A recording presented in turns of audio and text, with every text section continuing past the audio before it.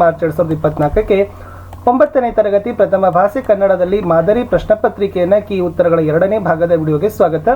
First ಭಾಗದಲ್ಲಿ 1 ರಿಂದ 27ರವರೆಗೆ ಪ್ರಶ್ನೆಗಳಿಗೆ ಉತ್ತರಗಳನ್ನು ಹಾಕಿದೆ. ಅದನ್ನು ದಯಮಾಡಿ ತಾವೆಲ್ಲರೂ ಕೂಡ ನೋಡಬೇಕು ಅಂತ ಹೇಳ್ತಾ 28ರಿಂದ ಕಡೆಯವರೆಗೆ ಇರತಕ್ಕಂಥ ಪ್ರಶ್ನೆಗಳನ್ನು ನೋಡೋಣ. ಆಲ್ರೆಡಿ ನಾವು ಹಿಂದಿಯಲ್ಲಿ ಕನ್ನಡದಲ್ಲಿ ಹಾಕಿದ್ದೀವಿ. ಇನ್ನು ಮುಂದೆ ಬಹಳಷ್ಟು ವ್ಯೂವರ್ಸ್ಗಳ ರಿಕ್ವೆಸ್ಟ್ ಇದೆ ಇಂಗ್ಲೀಷ್ ಮತ್ತು ಮ್ಯಾಥಮೆಟಿಕ್ಸ್ ವಿಡಿಯೋ ಕೊಡಿ ಅಂತ. ಅವುಗಳನ್ನು ಲೈನಪ್ ಮಾಡಿದ ಮೇಲೆ SS ಮತ್ತು ಸೈನ್ಸ್ ವಿಡಿಯೋಗಳನ್ನು ಸಹಿತ ಲೈನಪ್ ಮಾಡ್ತೀವಿ ಅಂತ ಹೇಳ್ತಾ, ಸೊ ನಿಮ್ಮ ವಿದ್ಯಾರ್ಥಿ ಚಟುವಟಿಕೆ ಪುಸ್ತಕ ಇವೆಲ್ಲ ಪಾಠಗಳ ಕ್ವಶನ್ ಆನ್ಸರ್ ವಿಡಿಯೋಗಳು ನಮ್ಮ ಯೂಟ್ಯೂಬ್ ಚಾನಲ್ನಲ್ಲಿ ಇದ್ದಾವೆ. ದಯಮಾಡಿ ನಮ್ಮ ವಿಡಿಯೋಗಳನ್ನು ನೋಡಿ ನಮಗೆ ಸಪೋರ್ಟ್ ಮಾಡಿ ಅಂತ ಹೇಳ್ತಾ, ಸೊ ಈ ದಿನದ ವಿಡಿಯೋವನ್ನು ಶುರು ಮಾಡೋಣ. ಮುಖ್ಯ ಪ್ರಶ್ನೆ 5, ಈ ಕೆಳಗಿನ ಪ್ರಶ್ನೆಗಳಿಗೆ ಉತ್ತರಿಸಿರಿ. 28ನೇ ಪ್ರಶ್ನೆ, ಚಿತ್ರದಲ್ಲಿರೋ ಸಾಹಿತ್ಯನ ಗುರುತಿಸಿ ಕಾಲ, ಸ್ಥಳ, ಕೃತಿ, ಪ್ರಶಸ್ತಿಗಳನ್ನು ವಾಕ್ಯ ರೂಪದಲ್ಲಿ ಬರೆಯಿರಿ ಅಂತ ಏನು ಮಾಡಿದ್ದಾರೆ ಕೊಟ್ಟಿದ್ದಾರೆ. ಅಂದರೆ ನೀವು ಬರೀತಕ್ಕಂಥದ್ದು ಏನಾಗಿತ್ತಪ್ಪ ಅಂದರೆ, ಈ ಚಿತ್ರದಲ್ಲಿ ಡಾಕ್ಟರ್ SL ಭೈರಪ್ಪನವರು ಇದ್ದಾರೆ.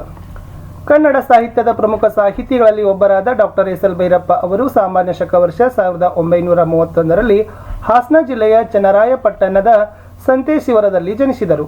ಶ್ರೀಯುತರು ಧರ್ಮಶ್ರೀ, ಗೃಹಭಂಗ, ವಂಶವೃಕ್ಷ, ಅನ್ವೇಷಣ ಮುಂತಾದ ಕೃತಿಗಳನ್ನು ರಚಿಸಿದ್ದಾರೆ. ಇವರಿಗೆ ಕೇಂದ್ರ ಸಾಹಿತ್ಯ ಅಕಾಡೆಮಿ ಪ್ರಶಸ್ತಿ, ರಾಜ್ಯ ಸಾಹಿತ್ಯ ಅಕಾಡೆಮಿ ಪ್ರಶಸ್ತಿ, ಸರಸ್ವತಿ ಸಮ್ಮಾನ ಮತ್ತು ನಾಡೋಜ ಪುರಸ್ಕಾರಗಳು ದೊರೆತಿವೆ ಅಂತ ಬರೆದ್ರೆ 3 ಅಂಕ ಕೊಡ್ತಾರೆ. ಇನ್ನು 2ನೇ ಪ್ರಶ್ನೆ ಇದೆ ನೋಡಿ, ನಡುಗನ್ನಡದ ಪ್ರಮುಖ ಕವಿಗಳಲ್ಲಿ ರತ್ನಾಕರ ವರ್ಣಿಗಳ ಬಗ್ಗೆ ಸ್ಥಳ, ಕಾಲ, ಕೃತಿ, ಪ್ರಶಸ್ತಿಗಳನ್ನು ವಾಕ್ಯ ರೂಪದಲ್ಲಿ ಬರಲಿಕ್ಕೆ ಕೇಳಿದ್ದಾರೆ. ಉತ್ತರ, ನಡುಗನ್ನಡ ಸಾಹಿತ್ಯದ ಪ್ರಮುಖ ಕವಿಗಳಲ್ಲಿ ಒಬ್ಬರಾದ ರತ್ನಾಕರ ವರ್ಣಿ ಕವಿ ಸಾಮಾನ್ಯ ಶಕ ವರ್ಷ 1560ರಲ್ಲಿ ದಕ್ಷಿಣ ಕನ್ನಡ ಜಿಲ್ಲೆ ಮೂಡಬಿದಿರೆಯಲ್ಲಿ ಜನಿಸಿದರು. ಶೃಂಗಾರ ಕವಿ ಎಂಬ ಅಭಿಧಾನಕ್ಕೆ ಪಾತ್ರನಾಗಿದ್ದು ಸಾಂಗತ್ಯ ಛಂದಸ್ಸಿನಲ್ಲಿ ಭರತೇಶ ವೈಭವ ಎಂಬ ಬೃಹತ್ ಕಾವ್ಯವನ್ನು ರಚಿಸಿದ್ದಾರೆ. ಯೋಗಶಾಸ್ತ್ರ ಮತ್ತು ಕಾವ್ಯಶಾಸ್ತ್ರ ಎರಡರಲ್ಲೂ ಪರಿಣಿತರಾಗಿರ್ತಕ್ಕಂಥ ಇವರು ಅಪರಾಜಿತೇಶ್ವರ ಶತಕ, ತ್ರಿಲೋಕ ಶತಕ ಮತ್ತು ರತ್ನ ಕರಾದೀಶ್ವರ ಶತಕ ಅಂತಕ್ಕಂಥ ಕೃತಿಗಳನ್ನು, ಜೈನ ಧಾರ್ಮಿಕ ಕಾವ್ಯಗಳನ್ನು ಬರೆದಿದ್ದಾರೆ ಅಂತಕ್ಕಂಥ ಉತ್ತರ ಆಗಬೇಕು. 30ನೇ ಪ್ರಶ್ನೆಗೆ ಹೋಗೋಣ. ಗಣ ಪ್ರಸ್ತಾರ ಹಾಕಿ ಗಣ ವಿಭಾಗ ಮಾಡಿ ಛಂದಸ್ಸಿನ ಹೆಸರನ್ನು ಬರಿಬೇಕು.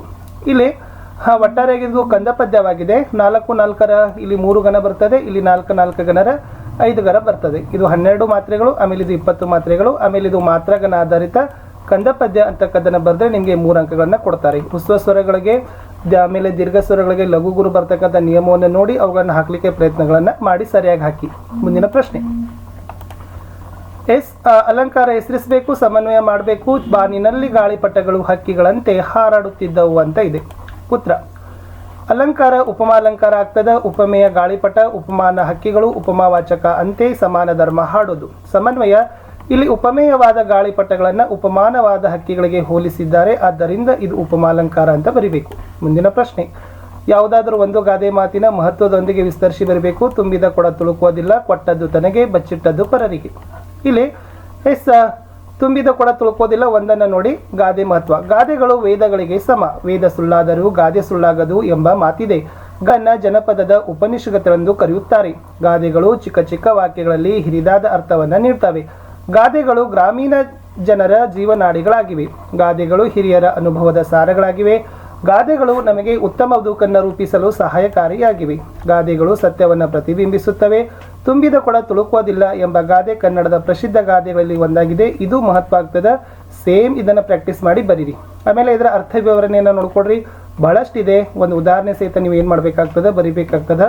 ಪಾಸ್ ಮಾಡಿ ಬರ್ಕೊಂಡು ಬರ್ಲಿಕ್ಕೆ ಹೋಗಿ. ಇಂಪಾರ್ಟೆಂಟ್ ಆಗಿರ್ತಕ್ಕಂಥ ಗಾದೆ ಮಾತುಗಳನ್ನು ನಾನು ಆಲ್ರೆಡಿ ವಿಡಿಯೋವನ್ನು ಹಾಕಿದ್ದೀನಿ, ಅದನ್ನು ಸಹಿತ ಕೂಡ ತಾವುಗಳು ನೋಡಿ. ಮುಂದಿನ ಪ್ರಶ್ನೆ, ಸಂದರ್ಭ ಮತ್ತು ಸ್ವಾರಸ್ಯಗಳನ್ನು ಬರಿಬೇಕು. ಮಾನವತೆಯೇ ವಿಶ್ವ ಅನುಸರಿಸಬೇಕಾದ ಮಾರ್ಗ ಅಂತ ಇದೆ. ಸೊ ಉತ್ತರವನ್ನು ನೋಡುವ. ಇದಿದೆ ನೋಡಿ, ಮಿಂಚಿ ಹೋದ ಕಾಲಕ್ಕೆ ಚಿಂತಿಸಿ ಫಲವೇನು, ಅದ್ರದ್ದು ಕೂಡ ತಾವು ಪಾಸ್ ಮಾಡಿ ಚೆನ್ನಾಗಿರ್ತಕ್ಕಂಥ ಬರ್ಕೊಳ್ಳಿ ಅಥವಾ ಓದ್ಕೊಳ್ಳಿಕ್ಕೆ ಪ್ರಯತ್ನವನ್ನು ಮಾಡಿ. ಇನ್ನು ಸಂದರ್ಭ ಸಹಿತ ಸ್ವಾರಸ್ಯ ನೋಡೋದಾದರೆ ಮಾನವತೆ ವಿಶ್ವ ಅನುಸರಿಸಬೇಕಾದ ಮಾರ್ಗ, ಇದು ಆದರ್ಶ ಶಿಕ್ಷಕ ಸರ್ವೇಪಲ್ಲಿ ರಾಧಾಕೃಷ್ಣ ಅವರ ಪಾಠದಿಂದ ಆಯ್ದುಕೊಂಡಿದ್ದಾರೆ. ರಾಧಾಕೃಷ್ಣನ್ ಕೆನಡಾದ ರೇಡಿಯೋ ಭಾಷಣ ಮಾಡೋ ಸಂದರ್ಭದಲ್ಲಿ ಹೇಳಿದ್ದಾರೆ. ಅದರ ಸ್ವಾರಸ್ಯವನ್ನು ಸಹಿತ ನೋಡ್ಕೊಳ್ರಿ. ಮುಂದಿನ ಪ್ರಶ್ನೆ, ಕುತಂತ್ರವನ್ನು ತಂತ್ರಗಾರಿಕೆಯಿಂದಲೇ ಮನಿಸಬೇಕು ಅಂತಕ್ಕಂಥ ಪ್ರಶ್ನೆ ಇದೆ. ಇದು ಗಜಾನನ ಶರ್ಮರು ಬರೆದಿರುವ ಚನ್ನಭೈರಾದೇವಿ ಗದ್ಯಪಾಠದಿಂದ ಆರಿಸಿಕೊಂಡಿದ್ದಾರೆ. ಈ ರಾಣಿ ಚನ್ನಭೈರಾದೇವಿ ಯುದ್ಧ ತಂತ್ರವನ್ನು ವರ್ಣಿಸುವಾಗ ಮೇಲಿನ ಮಾತನ್ನು ಹೇಳಿದ್ದಾರೆ ಅಂತಕ್ಕಂಥದ್ದಿದೆ. ಸ್ವಾರಸ್ಯವನ್ನು ಸಹಿತ ಸ್ವಲ್ಪ ಪಾಸ್ ಮಾಡಿ ನೋಡ್ಕೊಳ್ರಿ. ಮುಂದಿನ ಪ್ರಶ್ನೆ, ನಿನತ್ಯಂತ ಕರುಣೆ ಅಂತಕ್ಕಂಥದ್ದಿದೆ. ಈ ವಾಕ್ಯದಲ್ಲಿ ಇರ್ತಕ್ಕಂಥ ಸಂದರ್ಭ ಮತ್ತು ಸ್ವಾರಸ್ಯ ಇದು ಹರಲೀಲೆ ಅಂತಕ್ಕಂಥ ಗದ್ಯಪಾಠದಿಂದ ಆಯ್ದುಕೊಂಡಿದ್ದಾರೆ. ಇದನ್ನು ಯಾವ ಸಂದರ್ಭದಲ್ಲಿ ಹೇಳಿದ್ದಾರೆ ಮತ್ತು ಅದರ ಸ್ವಾರಸ್ಯವನ್ನು ನೋಡ್ಕೊಡ್ರಿ. ವಿಡಿಯೋ ಬಹಳಷ್ಟು ಹೇಳೋದ್ರಿಂದ ಲೆಂತ್ ಆಗ್ತದೆ. ಜಸ್ಟ್ ಒಂದ್ಸರಿ ಪೋಸ್ ಮಾಡಿ ಅದನ್ನು ನೀವು ನೋಡ್ಕೊಳ್ಳಿಕ್ಕೆ ಪ್ರಯತ್ನವನ್ನು ಖಂಡಿತ ಮಾಡಿ. ಅದಕ್ಕೆ ತಲೆವಾಗುವುದೇ ಸೃಷ್ಟಿಯೊಳ ಮರ್ಮ ಅಂತಕ್ಕಂಥದ್ದು ಒಂದು ಸಂದರ್ಭ ವಾಕ್ಯ ಇತ್ತು. ಸೊ ಇದು ಎಸ್ ವಿ ಪರಮೇಶ್ವರ ಭಟ್ಟರವರು ಬರೆದಿದ್ದ ಗಗನ ಚುಕ್ಕಿ ಕವನ ಸಂಕಲನದ ಹೇಮಂತ ಪದ್ಯದಿಂದ ಆರಿಸಿದ್ದಾರೆ. ಅದರ ಸಂದರ್ಭ ಮತ್ತು ಸ್ವಾರಸ್ಯವನ್ನು ಸಹಿತ ತಾವುಗಳು ನೋಡ್ಕೊಡ್ರಿ. ಇನ್ನು ಮುಂದಿನ ಪ್ರಶ್ನೆ, ಬೆಳೆ ಬೆಳೆಯುತ್ತಾ ದಿವಿನಾದೆ ಅಂತಕ್ಕಂಥದ್ದು ಒಂದು ವಾಕ್ಯ ಇದೆ. ಈ ಪದ್ಯವನ್ನು ಸಂತ ಶಿಶುನಾಳ ಶರೀಫರ ಬಿದಿರು ತತ್ವಪದದಿಂದ ಆರಿಸಿದ್ದಾರೆ. ಅದರ ಸಂದರ್ಭ ಮತ್ತು ಸ್ವಾರಸ್ಯವನ್ನು ಸಹಿತ ತಾವುಗಳು ನೋಡ್ಕೊಡ್ರಿ. ಮುಂದಿನ ವಾಕ್ಯ, ಬಡತನದ ಹೊತ್ತಾನೆ ದೊರಕಿ ಫಲವೇನು ಅಂತಕ್ಕಂಥದ್ದು ಇದೆ. ಇದು ಕೂಡ ಮೋಸ್ಟ್ ಇಂಪಾರ್ಟೆಂಟ್ ಇತ್ತು. ಇದು ಸಲಹುವಂತಕ್ಕಂಥ ಪದ್ಯಭಾಗದಿಂದ, ನಿನ್ನ ಮುತ್ತಿನ ಸತ್ತಿಗೆ ಇತ್ತು ಸಲಹುವಂತಕ್ಕಂಥ ಪದ್ಯಭಾಗದಿಂದ ಇದೆ. ಅದರ ಸ್ವಾರಸ್ಯವನ್ನು ಸಹಿತನೂ ಕೂಡ ನೋಡ್ಕೊಡ್ರಿ. ಇನ್ನು ಮುಂದೆ ಪದ್ಯಭಾಗಗಳಿದ್ದಾವೆ. ಜಾತಿ ಕುಲ ಮತದಿಂದ ಹಿಡಿದು ಗೊಡುಗ ಬೇಡವರೆಗೆ ಇದೆ, ಉನ್ನತೋನ್ನತವರೆಗೆ ಬೆನ್ನಟ್ಟಬೇಕು ಅಂತಕ್ಕಂಥದ್ದು ಇದೆ. ಸೊ ಇದು ಜಾತಿ ಕುಲ ಮತ ಧರ್ಮ ಭಾಷೆಗಳ ಕಡಿದೊಗೆದು ಯುಗ ಯುಗಗಳ ಆಚೆಯಲ್ಲಿ ಲೋಕ ಲೋಕಾಂತರದಲ್ಲಿ ಆ ಹಾಡು ಗುಡುಗಬೇಕು ಅಂತ ಇದೆ. ಆಮೇಲೆ ಇದು ಉನ್ನತೋನ್ನತ ಅಂತಕ್ಕಂಥದ್ದು ಇದೆ. ಮುಂದಿನ ಪ್ರಶ್ನೆ, ಮೌಲ್ಯ ಆಧರಿಸಿ ಸಾರಾಂಶವನ್ನು ಬರೀಬೇಕು, ಪದ ನರೆದು ಪುಡಿಯಲ್ ನುಡಿ ಅಂತಕ್ಕಂಥದ್ದಿದೆ. ಸೊ ಇದರ ಉತ್ತರವನ್ನು ನೋಡೋದಾದ್ರೆ ಇದು ಕನ್ನಡ ನಾಡು ನುಡಿ ಪದ್ಯದ ಶ್ರೀ ವಿಜಯ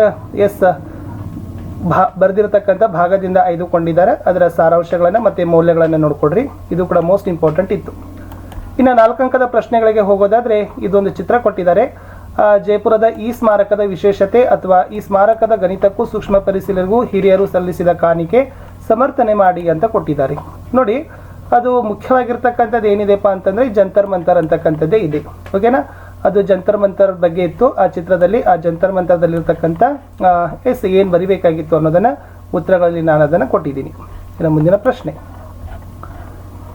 ಮೋಹ ಮುಸುರಿದ ಬುದ್ಧಿ ಸರ್ವನಾಶದ ಸಿದ್ಧಿ ವ್ಯಾಮೋಹವನ್ನು ತೊರೆದು ಬಾಳಬೇಕು, ಏನು ಬಂದರೂ ಕೂಡ ತಾಳಬೇಕು. ಓಕೆ, ಪಾರಿವಾಳ ಕತೆ ನಿಮ್ಮ ಮಾತುಗಳಲ್ಲಿ ಬರಿಬೇಕು ಅಂತ ಕೊಟ್ಟಿದ್ದಾರೆ. ಸೊ ಇಲ್ಲಿ ಉತ್ತರಗಳನ್ನು ಮೋಸ್ಟ್ ಆಗಿ ಇದೆ. ಮೋಹ ಮುಸುಕಿದ ಹೇಗೆ ತಾಳಬೇಕು ಅಂತಕ್ಕಂಥದ್ದು ಇದನ್ನು ಕೂಡ ನೋಡ್ಕೊಡ್ರಿ. ಇದು ಕೂಡ ಮೋಸ್ಟ್ ಇಂಪಾರ್ಟೆಂಟ್ ಆಗಿರ್ತಕ್ಕಂಥ ನಿಮ್ಮ ಪ್ರಶ್ನೆ ಇತ್ತು. ಅದೇ ಪಾರಿವಾಳದ ಕಥೆ ಬರ್ತದಲ್ಲ, ಇವೆರಡು ಪ್ರಶ್ನೆ ಒಂದೇನೇ ಇದು. ಓಕೆನಾ, ಆಮೇಲೆ ಇದು ಕೂಡ ಅಂದರೆ 3 ಪ್ರಶ್ನೆಗಳಿಗೂ ಕೂಡ ಒಂದೇ ಏನಾಗದಪ್ಪ ಅಂದ್ರೆ ಉತ್ತರಗಳು ಬರ್ತದೆ. ಅದು ಟೋಟಲಿ ಪಾರಿವಾಳ ಪದ್ಯದ ಆಶಯನೇ ಇತ್ತು.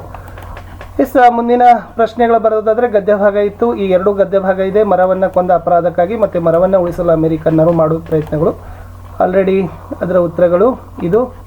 ಪಾಲ್ ಕೆನೆನ್ ಮಾಡಿದ ಯಾವೆಲ್ಲ ಕ್ರಮಗಳನ್ನು ಮಾಡಿದರು ಮತ್ತು ಅಮೆರಿಕನ್ನರು ಮಾಡಿದ ಪ್ರಯತ್ನಗಳು ಏನು ಅಂತಕ್ಕಂಥದ್ದು ಇತ್ತು. ಸೊ ಇದನ್ನು ಕೂಡ ಉತ್ತರಗಳನ್ನು ಸ್ವಲ್ಪ ಗಮನಿಸ್ಕೊಡ್ರಿ. ಇನ್ನು ಲಾಸ್ಟ್ ನೋಡೋದಾದರೆ ಪತ್ರ ಇದೆ ನೋಡಿ. ಒಂದು ದಿನಪತ್ರಿಕೆ ಸಂಪಾದಕರಿಗೆ ಪತ್ರ ಬರೀಬೇಕಾಗಿತ್ತು. ಒಂದು ಪ್ರವಾಸದ ಕುರಿತು ಗೆಳತಿಗೆ ಪತ್ರವನ್ನು ಬರೀಬೇಕಿತ್ತು. ಇಲ್ಲೆಲ್ಲ ಕೊಟ್ಟಿದ್ದಾರೆ ನೀವೆಲ್ಲ ಏನು ಭಾವಿಸಬೇಕು ಅಂತದ್ದು. ಸೊ ಅದನ್ನು ಕೂಡ ಫಸ್ಟಾಗಿ ನೋಡುವ. ಇಂದ ದಿನಪತ್ರಿಕೆಗೆ ಬರೀಬೇಕಾದ್ರೆ ದಿನಾಂಕ ಸ್ಥಳ ಬರೀಬೇಕು, ಇಂದ ಬರೀಬೇಕು, ಡೀಟೇಲ್ ಆಗಿ ಗೆ ಬರೀಬೇಕು, ವಿಷಯ ಪತ್ರದ ಒಡಲು ಇದನ್ನು ಸಮಾಪನೆ ಮಾಡ್ತಕ್ಕಂಥದ್ದು ನೋಡಿ. ಓಕೆನಾ, ಆಮೇಲೆ ಲಾಸ್ಟಿಗೆ ಏನು ಮಾಡಬೇಕು, ಹೊರ ವಿಳಾಸವನ್ನು ಹಾಕಬೇಕು.